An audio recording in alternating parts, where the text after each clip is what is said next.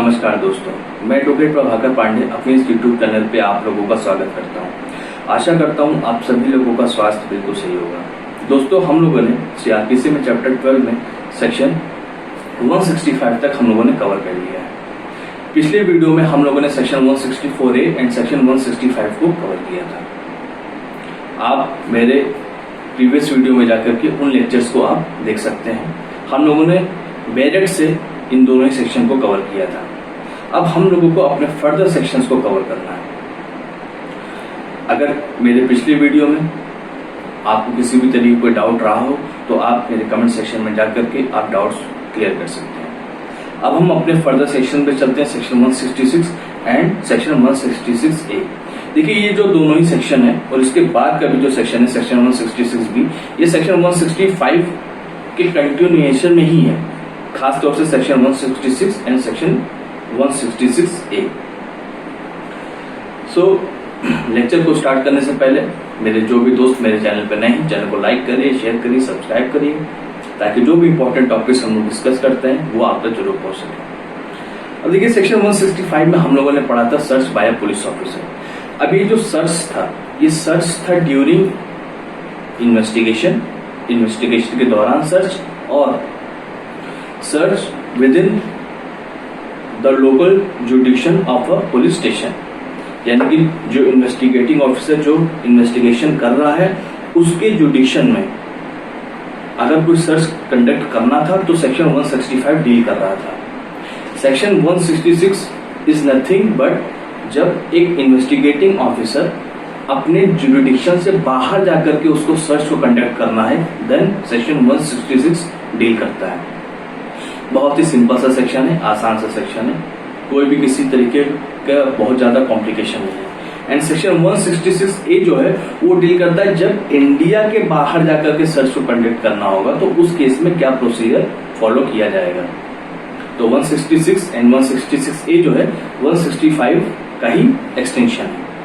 तो आइए 166 को डायरेक्ट समझते हैं। An officer in charge of a police station or a police officer not below the rank of sub-inspector making an investigation may require an officer in charge of another police station, whether in the same or a different district। यानी कि अब अगर एक district के अंदर एक police officer जो है दूसरे सेक्टर के किसी पुलिस ऑफिसर से उसको मदद चाहिए तो वो ले सकता है, या फिर एक डिस्ट्रिक्ट का जो पुलिस स्टेशन है, जो पुलिस ऑफिसर है, इन्वेस्टिगेटिंग ऑफिसर जो है, किसी दूसरे डिस्ट्रिक्ट के इन्वेस्टिगेटिंग ऑफिसर से अगर उसको मदद चाहिए तो जो है सेक्शन 166 डील करता है। ड्यूरिंग इन्वेस्टिगेशन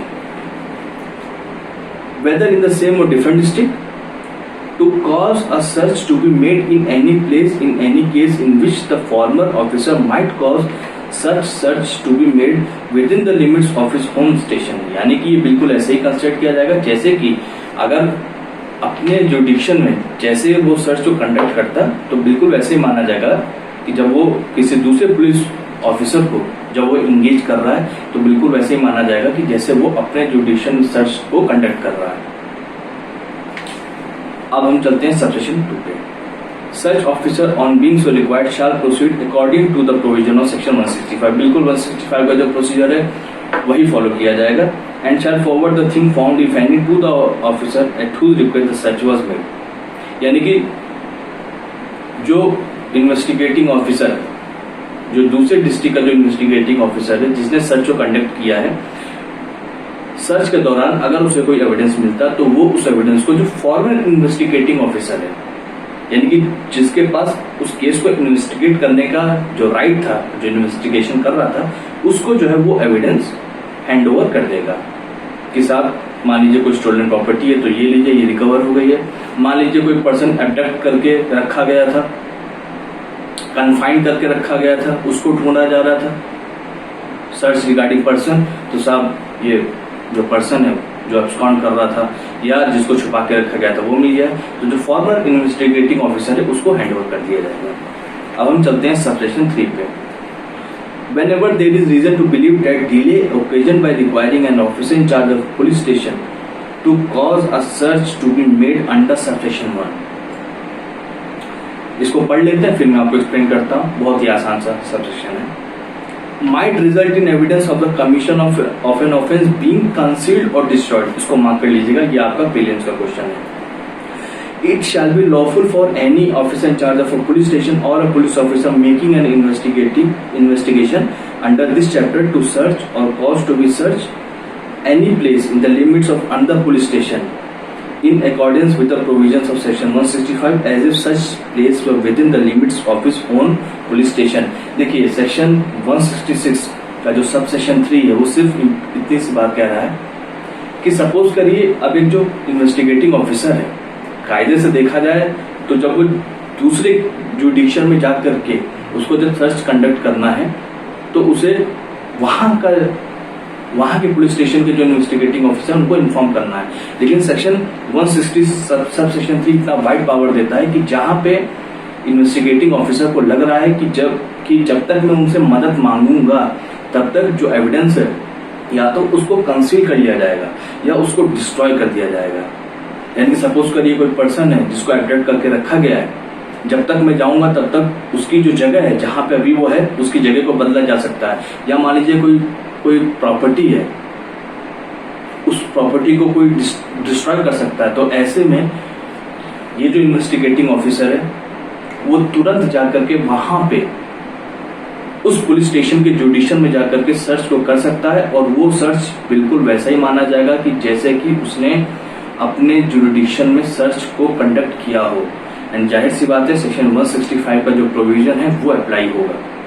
लेकिन इसमें भी ऐसा नहीं बिल्कुल इन्फॉर्म नहीं करना है, ये हमारा नेक्स्ट जो सबसेक्शन है वो बताएगा। आई होप सबसेक्शन 3 में कोई आपको डाउट नहीं रहा होगा। एक कॉमन सेंस की बात है कि आप एक इन्वेस्टिगेटिंग ऑफिसर हैं एंड आपको पता चला, आपको टिप मिली कि किसी दूसरे डिस्ट्रिक्ट में जो है कोई एविडेंस जो है रिगार्डिंग दैट इंसिडेंट वो हमको मिल सकता है। अब आपने सोचा कि जब तक मैं बताऊंगा तब तक हो सकता है वो अपनी जगह बदल ले या हो सकता है वो उस एविडेंस को डिस्ट्रॉय कर दे, तो आप तुरंत वहां पहुंच गए अपनी टीम लेकर के। तो ऐसे में वो जो सर्च है उसको इलीगल नहीं बोला जाएगा, उसको बिल्कुल वैसे ही माना जाएगा कि जैसे कि उस सर्च को आपने अपने जुडिशन में किया हो। इसके नेक्स्ट सबसेक्शन पे चलते हैं। Any officer conducting a search under subsection 3 shall forthwith send notice of the search to the officer in charge of the police station within the limits of which such place is situated and shall also send with such notice a copy of the list if any prepared under section 100 and shall also send to the nearest magistrate empowered to take cognizance of the offence copies of the record referred to in section 1 and 3 of section 165। अब subsection 4 ये कह रहा है, जैसा कि मैंने पहले कहा कि आप चले तो गए वहां पे बिल्कुल, क्योंकि आप चाह रहे थे कि आपको एविडेंस अवेलेबल हो जाए, इमरजेंसी थी, आप चले गए। लेकिन आपको वहां के पुलिस स्टेशन को जो है इन्फॉर्म करना पड़ेगा, क्योंकि जाहिर सी बात है आप दूसरे पुलिस स्टेशन के जुडिशन में जाकर के सर्च को कंडक्ट कर रहे हैं, तो उनकी भी जिम्मेदारी बनती है, उनकी भी लायबिलिटी है। इसलिए आप उनको इन्फॉर्म करेंगे कि किस जगह पे जो है सर्च को कंडक्ट किया जा रहा है। एंड सेक्शन 100 के अंदर अगर आपने मान लीजिए कोई रिपोर्ट बना रखी है रिगार्डिंग सर्च की, रिगार्डिंग दिस एविडेंस जो है सर्च को कंडक्ट किया जा रहा है, इन प्लेसेस पे सर्च को कंडक्ट किया जा रहा है, ये जो सारी इंफॉर्मेशन है आप उस पुलिस स्टेशन को देंगे and also to the magistrate जिसके पास कॉग्निजेंस लेने की पावर है रिगार्डिंग दैट ऑफेंस, जो उस ऑफेंस को ट्राई कर सकता है। उस मैजिस्ट्रेट को भी जो है वो ये इंफॉर्मेशन दिया जाएगा कि हम दूसरे पुलिस स्टेशन के जुडिशन में जाकर के सर्च को कंडक्ट किए हैं। एंड जैसा कि हम लोगों ने सेक्शन 165 में जो हम लोगों ने पढ़ा था कि जो रिपोर्ट्स हैं, जो रिपोर्ट जो पुलिस बनाएगी, जो प्रिपेयर करेगी, वो भी जो है मजिस्ट्रेट को जो है सेंड किया जाएगा। अब हम चलते हैं अपने सबसेक्शन 5 पे। द ओनर और occupier of the place search shall an application be furnished free of cost with a copy of any record send to the main magistrate. यानी कि जो ऑक्यूपायर है, जो ओनर है, जिसके घर पे, जिसके प्रॉपर्टी पे सर्च को कंडक्ट किया गया है, अगर वो एप्लीकेशन देता है तो उसके एप्लीकेशन पे वो सारी कॉपीज जो आपने मजिस्ट्रेट को दी हैं, वही कॉपी जो है फ्री ऑफ कॉस्ट उस ओनर, उस ऑक्यूपायर को दिया जाएगा जिसके प्रॉपर्टी पे सर्च कंडक्ट हुआ है। तो सेक्शन 166 हम लोगों को कवर हो गया। मुझे नहीं लगता आपको किसी भी तरीके कोई डाउट होगा। 165 का ही एक्सटेंशन है। अब हम चलते हैं अपने 166A पे। ये तो बात थी भारत की, अपने इंडिया की अंदर विद इन डिस्ट्रिक्ट, और डिस्ट्रिक्ट के अंदर भी विद इन जो लोकल सेक्टर्स होते हैं उनकी बात हम कर रहे थे।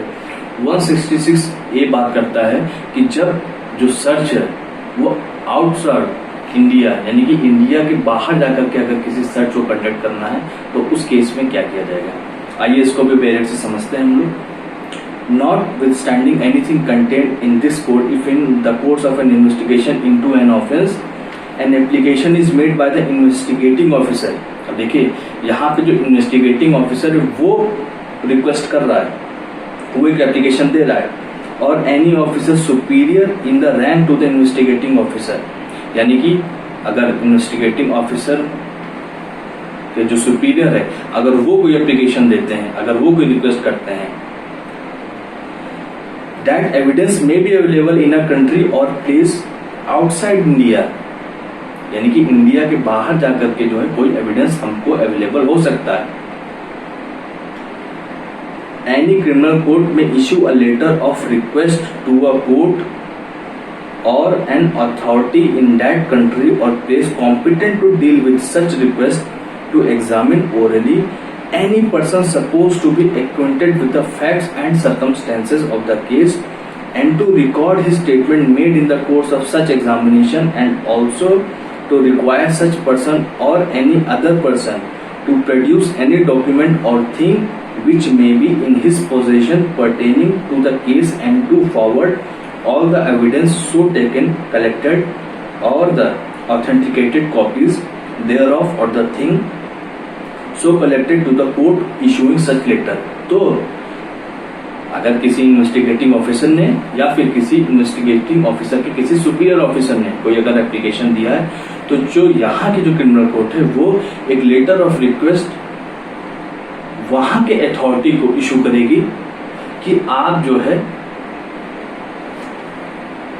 आपके जुडिक्शन में ये व्यक्ति है, ये पर्सन है, आप इसका ओरल एग्जामिनेशन करिए, इसके एग्जामिनेशन को रिकॉर्ड करिए, या फिर कोई डॉक्यूमेंट्स, कोई एविडेंस जो इसके पास है जो during the course of trial जो है हमारे काम आ सकता है, तो उस पर्सन से रिकवर कराइए, और उसको रिकवर करने के बाद जो वहां की जो अथॉरिटी है वो यहाँ के कोर्ट को, जिसने उस लेटर ऑफ रिक्वेस्ट को इशू किया होगा, यहाँ के कोर्ट को वो एविडेंस दे देगी। आई होप किसी भी तरीके का आपको इसमें कोई डाउट नहीं है, इसमें बहुत ज्यादा कोई कंफ्यूज होने की बात नहीं है। चीज बहुत सिंपल सी है कि यहाँ की जो कोर्ट है, क्रिमिनल कोर्ट है, जिसके सामने एप्लीकेशन को मूव किया गया है, वो एक लेटर ऑफ रिक्वेस्ट जो है वो इशू करेगी उस अथॉरिटी को, उस कंट्री को जहां पे वो पर्सन अवेलेबल है, ताकि आप जो है उस पर्सन को आप उसका ओरल एग्जामिनेशन कंडक्ट करिए, एंड जो भी स्टेटमेंट रिकॉर्ड होता है, जो भी मटेरियल एविडेंस उस पर्सन से जो रिकवर हो रहा है, उसको जो है हमको यानी कि जो क्रिमिनल कोर्ट जिसने लेटर ऑफ रिक्वेस्ट इशू किया था हमको ला करके दीजिए। सिंपल सा है, इसमें कोई बहुत ज्यादा टेक्निकल चीज नहीं है। आइए हम चलते हैं अपने सबसेक्शन 2 पे। The letter of request shall be transmitted in such manner as the central government में स्पेसिफाई इन दिस बिहाफ। अब देखिए ये जो पॉइंट है ये आपका इंटरव्यू का भी पॉइंट है और आपका प्रीलिम्स का भी पॉइंट है कि अभी जो लेटर ऑफ रिक्वेस्ट है वो कैसे जाएगा। तो वो वैसे ही जाएगा कि जैसे एक सेंट्रल गवर्नमेंट ने अपने प्रोसीजर में प्रिस्क्राइब किया हुआ है। इसको नोट डाउन कर लीजिएगा, ये आपके इंटरव्यू में अक्सर पूछ लिया जाता है और प्रीलिम्स में भी अक्सर ये क्वेश्चन के फॉर्म में आता है। सब सेक्शन 3 पे चलते हैं। एवरी स्टेटमेंट रिकॉर्डेड और डॉक्यूमेंट और thing received under sub section 1 shall be deemed to be the evidence collected during the course of investigation under this chapter. यानी कि सब सेक्शन 1 में जो भी एविडेंस, जो भी एग्जामिनेशन जो कंडक्ट हुआ है, हम बिल्कुल वैसे ही मानेंगे कि जैसे कि ड्यूरिंग द इन्वेस्टिगेशन जो है उसको रिकवर किया गया है। सो आई होप आपको किसी भी तरीके कोई डाउट नहीं होगा। ये दोनों ही सेक्शन इजी थे, कोई बहुत ज़्यादा इसमें कॉम्प्लेक्स चीज नहीं था जिसको समझा ना जा सके, लेकिन इसके बाद भी अगर आपके माइंड में कोई डाउट है तो आप कमेंट सेक्शन में जाकर के कमेंट आप अपने डाउट्स को आप क्लियर कर सकते हैं। अब हम अपने नेक्स्ट वीडियो में जो है अपने फर्दर के सेक्शंस को कवर करेंगे। तब तक के लिए धन्यवाद।